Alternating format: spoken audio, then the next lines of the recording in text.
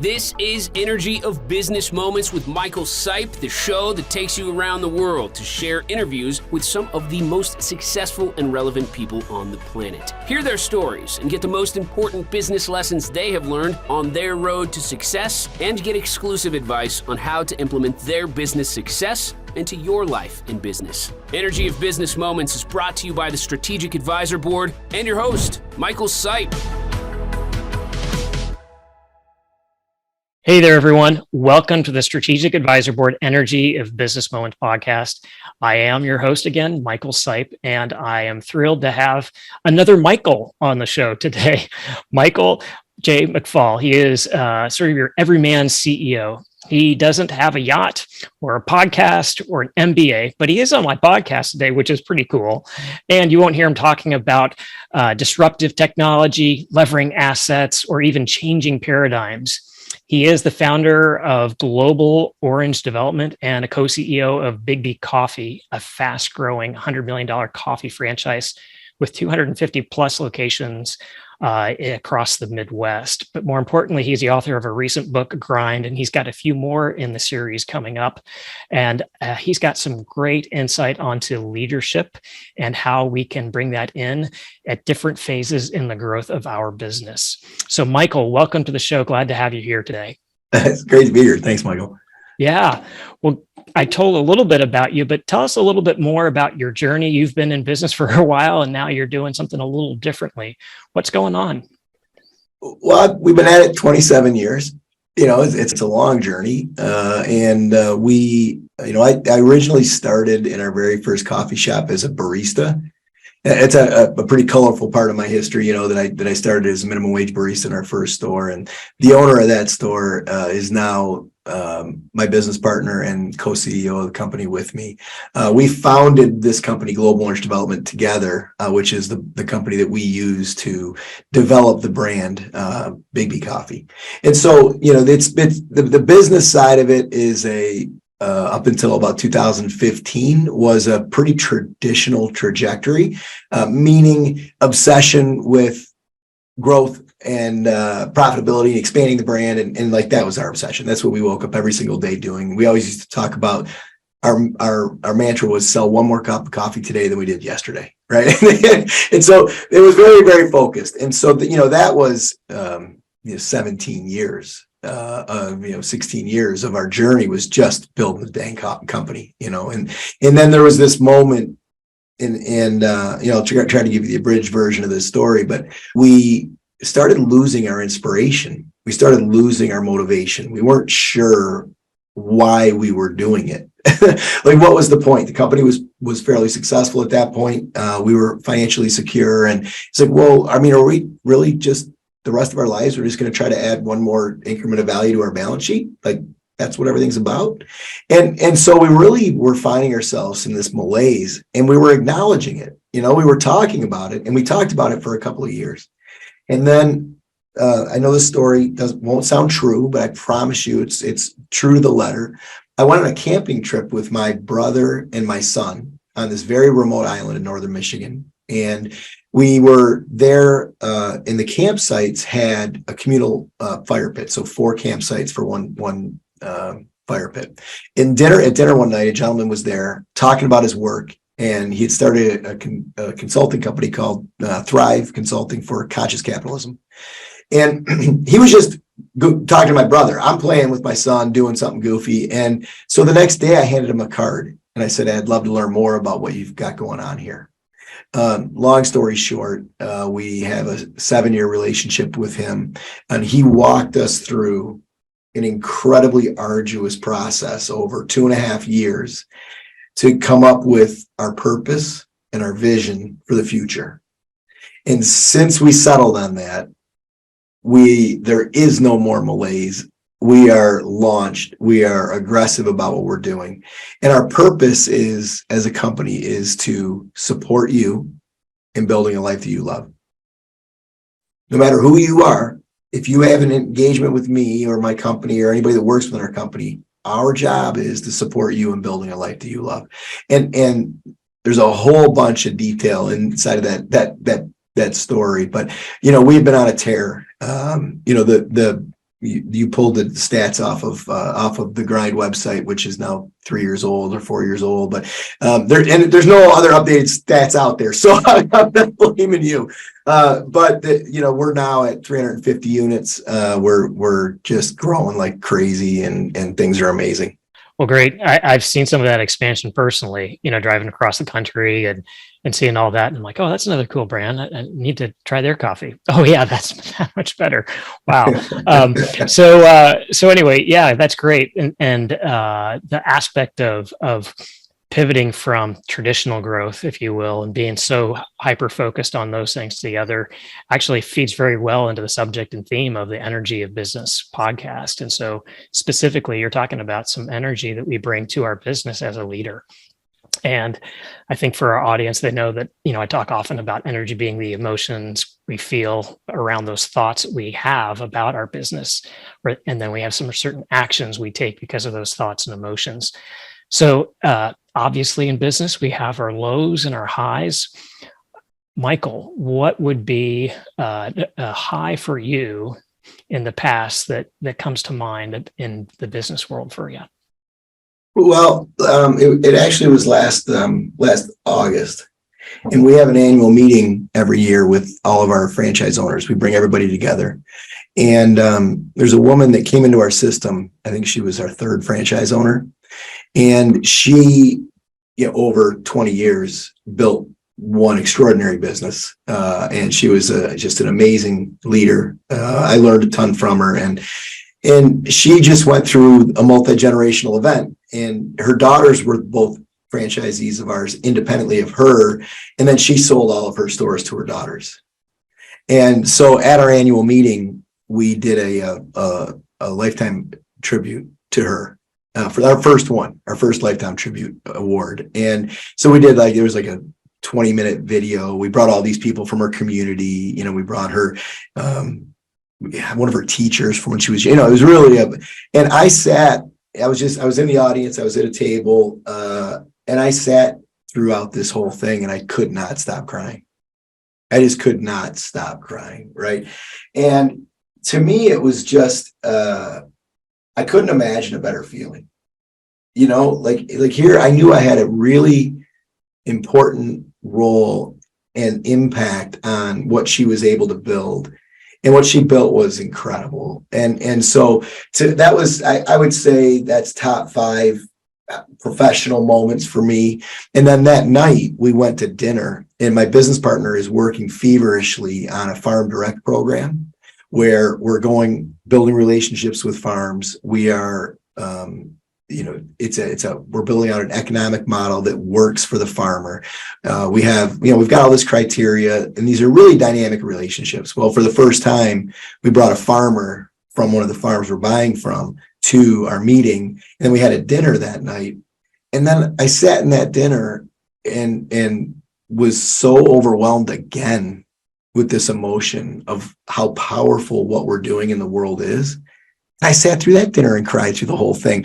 I called my wife that night. I'm like, I'm a hot mess. But I think that the really powerful stuff for me is when I see and feel and learn about the powerful and positive impact we're having on other people. Yeah, that gives some depth to something that we do. So there's sort of that lasting benefit. And I hear in your voice as you talk about it, yeah, you cried, but it was, tears of gratitude, tears of joy to see all that hard work play out in a way you would have imagined when you started, or even were aware of as you grew. Again, you're looking at the balance sheet, you're watching revenue grow, you're watching sales grow, things like that. Yeah, she was one of those people that contributed to it. Oh yeah. But along the way, she made her life so much better as part of that generating wealth for her family. Yeah. So yeah, that's a really inspiring story to have that kind of thing going on.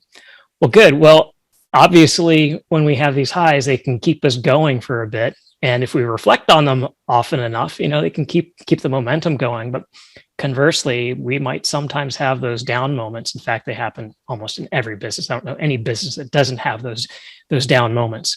So how about for you guys? What came across for you that you can think of that was something that impacted you energetically in a low way, and then how did you deal with it?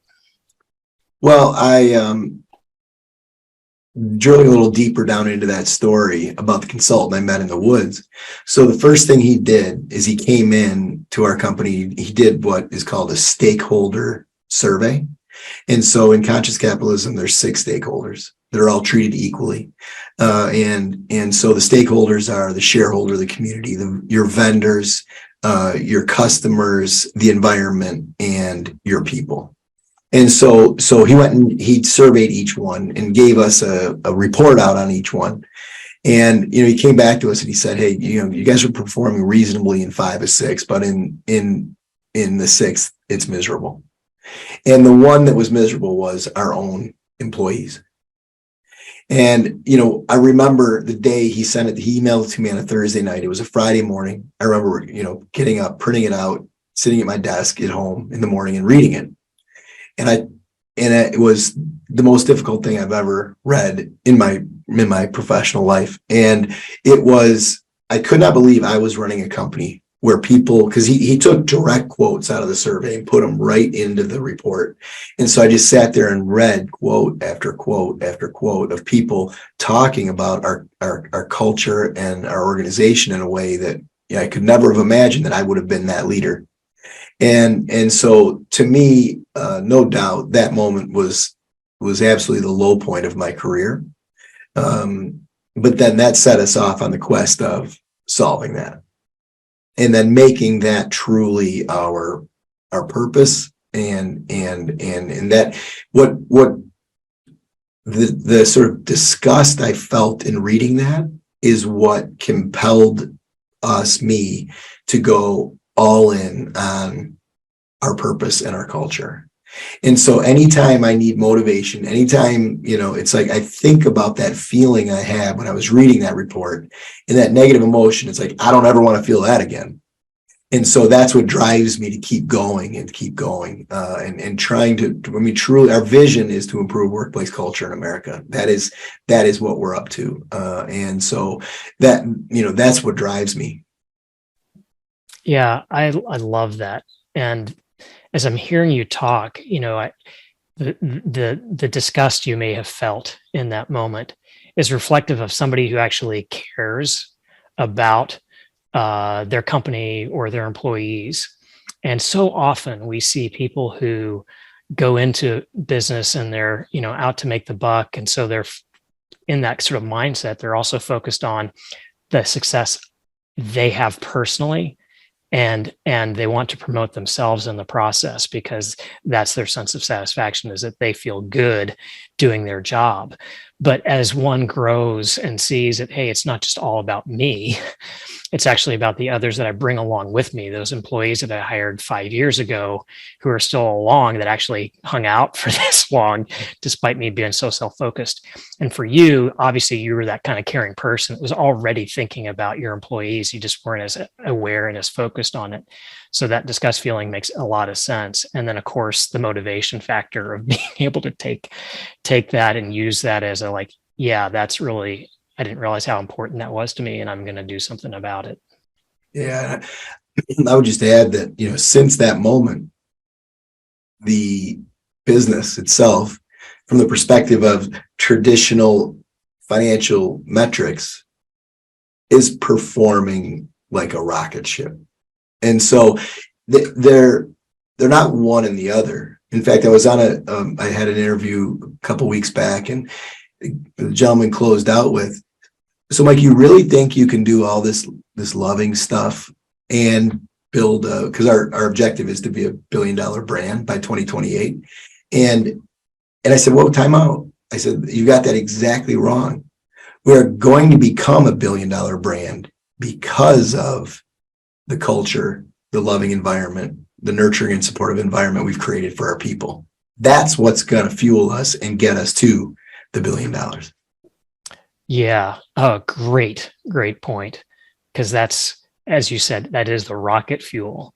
Yeah. And I can't tell you how many references I have gone and pulled from, whether it's Harvard Business Review, some of the major financial publications, some of the studies that have been done on corporations that have done well. And it is all about that culture that you're speaking of.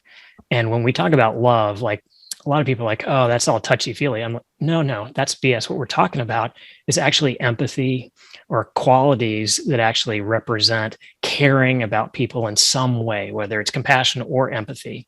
And those are just a microcosm of some of those approaches one takes in that love-based culture. But it is tremendously powerful. And that's what inspires people to do things that are above and beyond. And you want your people who are just come in and are doing the dishwashing to all the way up at the top that are actually planning out the strategy for the next openings. That kind of person is who you want throughout the culture. And and I would add a couple of words to love. And to me, love is loyalty. It's commitment. It's supporting the other person in pursuing a life that they love. And so it falls to me that the definition of love I use is leadership, period. And if you aren't with that, in my opinion, if you aren't with that, you're going to become a dinosaur. Yeah, for sure. And then when you talk about unforeseen challenges, when a company really gets stressed and the people have to step up, when one has that as their bedrock, then they withstand those pressures much better than other companies, and they actually survive. And you can talk about revenue growth and things are better that way, but also hey, if a war breaks out, if we go into recession, if food supplies get cut back, like if you think of the major impacts that one can have on a business that they don't have a lot of control over, being able to have that resiliency within a business from that love-based culture is actually one of the unseen benefits that people have. We call it the moat around our business. It's impenetrable. Yep. Great. I love that. Literally. So Michael, these are some great stories, and I've enjoyed hearing a little bit about that. But obviously, we have people in our lives who are a major influence. We can have mentors, we can have coaches, we can have parents, we can have siblings, we can have a whole bunch of different people who have an impact on us. But if you could meet with anybody deceased or living and have a conversation with them or talk to them, who would that be and why? There's no doubt it would be my grandfather on my mother's side. Bill Poppinger was his name. And, I think I got so much of my mentality, my drive to take care of people, to be a good person. Plus, he was competitive as hell. Never lost a card game in his life, according to him, that kind of thing. And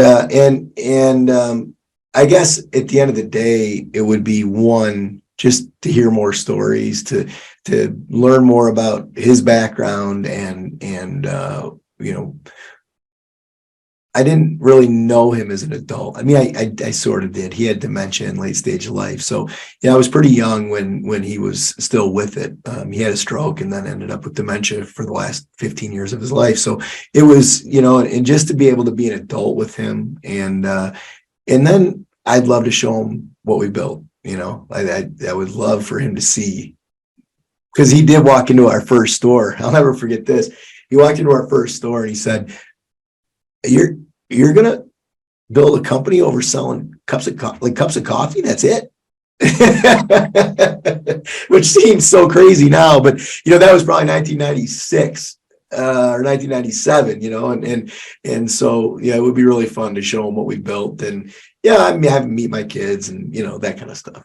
Yeah, good. Well, those personal kinds of connections with people who've passed on are actually some of the most tangible ones that people can relate to. They understand that. So thanks for sharing that. Sure. Well, Michael, tell us a little bit about what's coming up next for you. And then if people want to get a hold of you, how can they do so? Well, what's coming up next for me is I'm launching my next book. It comes out June 6th. I'm really fortunate to be launching it from the floor of the New York Stock Exchange, which I'm super excited for. It's a cool little nugget. And I'm excited about the book because I'm excited about the content, and I'm excited to engage the world in that conversation. It's a lot of what we've talked about today. So you're foreshadowing what's coming down the pipeline here for me. But the second book, the first book is a book that I really try to capture the ethos of the startup phase, the entrepreneur, starting a company and getting it to positive cash flow. And then the second book is from that moment, the bootstrapping entrepreneurial phase, through to what I call sustainability for the business. And what that means is the entrepreneur is irrelevant to the future success of the business. And so there's this curve, and you start as an entrepreneur, you're in every detail, you're, chomping on the bit every single day. And then you go through this phase where you have to become a leader. Well, an effective leader, so much of what made you successful as an entrepreneur gets in the way of you being an effective leader. And then once you're an effective leader, then the task becomes creating other leaders that can come in and start to run the organization. And then you slowly but surely drift into irrelevance, where you've left a management team in place that's better at running the company than you are, which is a really hard pill for entrepreneurs to swallow. And then you become somewhat irrelevant or even fully irrelevant to the business. So that's the arc that the second book takes. And it's really lessons in leadership, frankly, is what the book is. And so I'm excited for that launch. I'm really engaged in getting out in the world and talking about the lessons we've learned, the things that have been working for us, and so on. And then there'll be a third book in the series, which isn't quite firm yet, but it's really going to address, okay, cool, you're a super successful entrepreneur. You have all the resources in the world. You've got a great team. You've got all the connections. You can call anybody and get a return phone call. Now what? How are you going to take that privileged position in the world and improve the human condition? And so that's going to be book 3. I want that book to be a call to action. And so that's what I'm up to right now, along with managing the business and being involved in the growth of BIGGBY and so on, which I love. Where people can find me, I mean, probably the best place is on LinkedIn. I would say most efficient. I've got the Instagram world, and all of them. I got all of them. Not that I'm that active in it. I've got a team that's doing all that for me. But so I'm pretty active in social media. I have a pretty significant presence, and we can connect that way. Is probably the most efficient way. Awesome. Well, when we can impart wisdom to others and sort of leave a legacy, if you will, then we're doing good. And really appreciate you doing that. This is great having you on the show. Lots of great advice for people, a lot of great wisdom, and some really good stories there. So, Mike, thanks for being on the show today. I really appreciate it. It's my absolute pleasure, Michael. Great. Thanks for listening to Energy of Business Moments with your host, Michael Sipe. Please leave your feedback and visit strategicadvisorboard.com to get the latest and greatest business advisement on the planet. Follow us on social media for updates, and we will see you on the next episode.